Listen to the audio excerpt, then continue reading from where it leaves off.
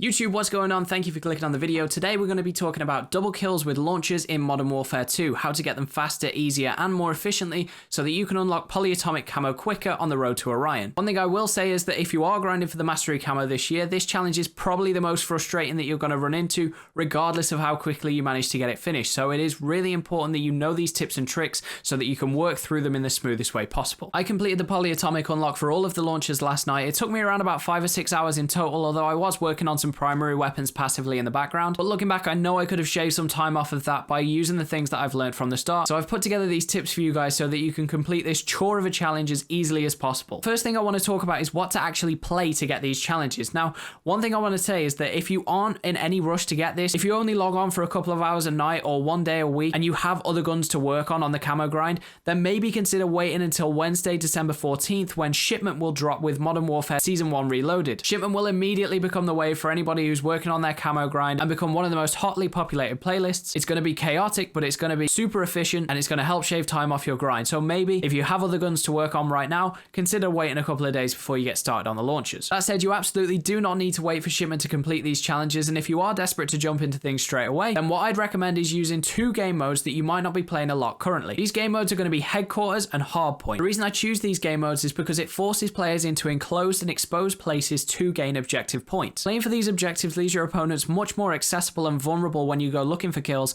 and having an objective to work around really allows you to better anticipate what direction people are going to push for as you look to pick up your second kill. Most importantly, these objectives are generally pretty small spaces, which gives you the best chance of getting 2 kills with a single launcher shot, which, trust me, is by far the most desirable way of completing this challenge. In terms of what maps work best, I'm going to go a little bit left field and say that my favorite map to actually get these launcher challenges on was Tarik. Now, I know a lot of people don't like Tarik, and I understand why, but Tarik is generally a big open space with very few roofs, so it means that when people are diving onto Hardpoint's Headquarters, they're even more exposed than on the majority of other maps, and it increases your chance of getting those kills even more. I also found some great spots on Farm 18 and Embassy, which are personal favorites of mine during the grind, but you can definitely make Shoot House and all the other maps work too. One thing to be cautious of on Shoot House though, particularly if you're using the Joker, is how much space you actually need to fire the rockets, because if you try to shoot down mid, for example, then you'll actually end up blowing yourself up, because when the Joker shoots, it needs a big radius of space to fire up into the air, so that's one thing to bear in mind. And most importantly, I've mentioned this before, but please, when you're going for this challenge,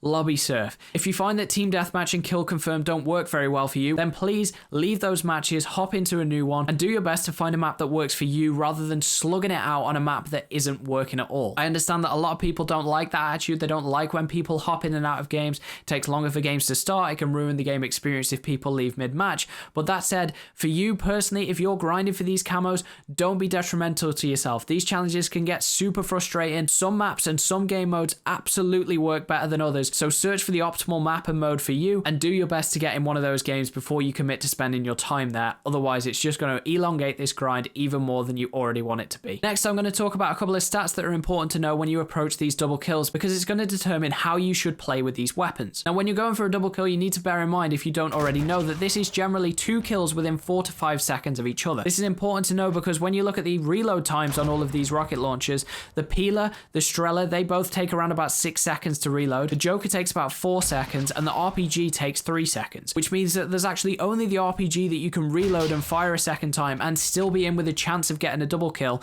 and even that is within the skin of your teeth. This is why it's super important to use these objectives to your advantage and try and get 2 kills with 1 shot. That said, getting a multi-kill with a single launcher isn't always possible, so I have a couple of suggestions as to how you can use each launcher in different ways. To determine this, it's important to know how your weapon works. With an RPG, it shoots super fast, it's quite lightweight compared to the other launchers, but it's not quite as accurate and doesn't always hit as hard as some of the others as well. Because of how lightweight it is, you don't necessarily need to worry about reloading though. You move around quite quickly with it, even compared to some primary weapons like LMGs, so after getting your initial shot off, you could choose not to reload and chase a melee kill if there is someone in close vicinity. The Peeler is the heaviest of the free firing launchers, and because of that, it makes it really hard to chase a kill after you've got your initial shot off. Where I found success with the Peeler was actually chasing a melee kill first, utilizing something like Dead Silence to sneak up on someone, and then immediately searching around as to where I could fire a shot off to get my second kill, because once you fired your first shot, you definitely can't get a reload off in time to get a double kill, and you feel really slow lugging this launcher around chasing a melee, which can make it really frustrating when you try and get your second. The Strela is heavier than the RPG, but lighter than the Peeler. What I found with that is that because of the slow reload, you know that you're not going to be able to get 2 shots off and get a double kill, but it still feels quite lightweight. You can sneak up on someone and get a melee in first and then follow it up with a shot, just like with the peeler. Or you could do it the other way around and feel generally just as comfortable there because it is much more lightweight than the peeler, so it's easier to chase after opponents. Now the Joker's the weirdest of these launchers because of the way that it shoots. With the Joker, you need to lock onto a target for around about 3 seconds, at which point it fires a missile into the air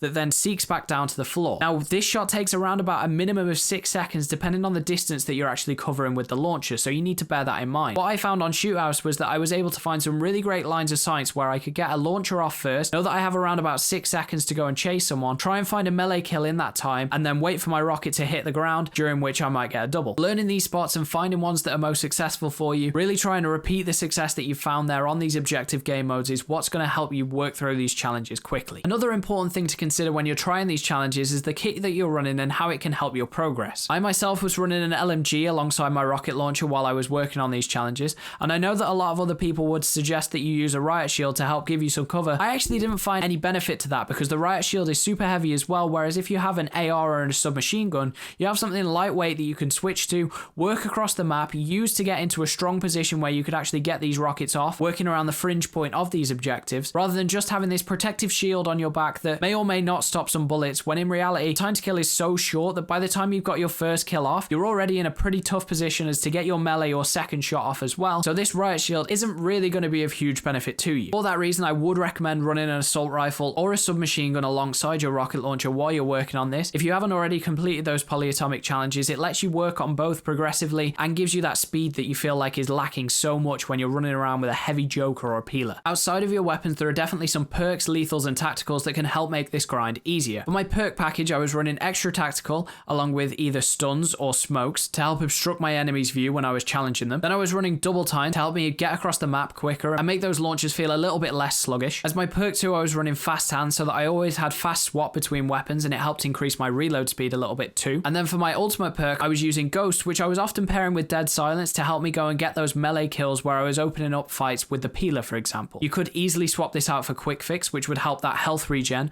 So once you get the initial kill, if you've taken a bit of a trade in the fight, you have immediate health regen kick in so that you've got a better chance of winning the second shot. Perfect for the RPG, for example. Along with those, I'd also recommend running a drill charge, purely because you can help root people out of awkward places and bring them into a fight with you. For your streaks, I'd recommend running UAV and counter UAV. As for your third kill streak, it doesn't really matter, but I wouldn't recommend anything that's going to take you loads of time to control. Things like chopper gunners, precision airstrikes, sentry guns, all of these that you put down that pick up kills around the map. It only hinders the kills that are available to you, and you don't benefit from those. Finally, there's just a couple of small considerations that you should bear in mind while you're running about with these launchers that'll help you get kills and help you progress through these challenges. First of all is feathering your aim when you're going around corners. These launchers are super heavy and often take a while to get up, and when you've got people running around with Fennecs, these things are super lightweight and enemies can get in your face much quicker than you can get in theirs. For that reason, I suggest going around corners, starting to pre-aim in, feathering your left trigger so that you're starting to pick the gun up. By doing this, you remove half a second off of that long ADS time that causes you to lose some of the gunfights, and it really helps you win those initial engagements with the sweatier kids in the lobby. Another thing to bear in mind is when you get your double kills. If you get one kill and then you fire another rocket and you get killed by someone as your rocket hits them, so you trade, chances are that you will not get a double kill counted for that, even if it pops up on screen. If your launcher hits them after you've already died in this trade, it's not going to count as a double kill. The last suggestion that I have for this is something that I haven't actually tried myself, but came to mind when I was looking back at some of the comments on my last video, which is tier 1. The TTK in tier 1 is noticeably lower than in the standard game modes, but the HUD is much different, so it can be hard to get your bearings if you're not comfortable with the maps. That said, launchers are more likely to kill at one hit at bigger distances because of the lower overall health points. Remember, it's worth throwing on gold camo when you're working on these launchers as well, as any kills that you get will start to work towards the ultimate mastery grind, which you can find in your camo section, in which you have to get 1,000 total kills using the different mastery camos. As you can see by my progress, I got over 100 kills with a few of these launchers already. Even if you're not grinding towards the mastery grind after you've completed any of the polyatomic challenges,